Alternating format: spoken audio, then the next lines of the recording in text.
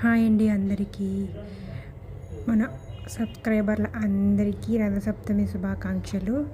ఇవాళ మేము రథసప్తమి జరుపుకుంటున్నాము.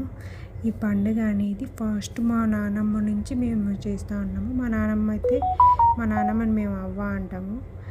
మా అవ్వ మేము పొద్దున్నే నిద్ర లేచిన తర్వాత తలస్నానం చేసి దేవునికి పెట్టుకొని, ఆ తర్వాత సూర్యదేవునికి నమస్కారం చేసుకొని, ఆ తర్వాత కింద ముగ్గు వేసి, మా అవ్వ ఎప్పుడు చూడు చక్కెర పెడుతుంది సూర్యదేవుడికి.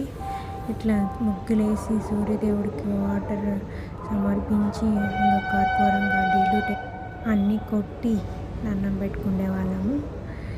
మరి మీరందరూ మీ ఇళ్ళల్లో ఎలా రథసప్తమి జరుపుకున్నారో ఒకసారి కామెంట్ చేయండి. ఓకేనా? బాయ్ అండి అందరికీ.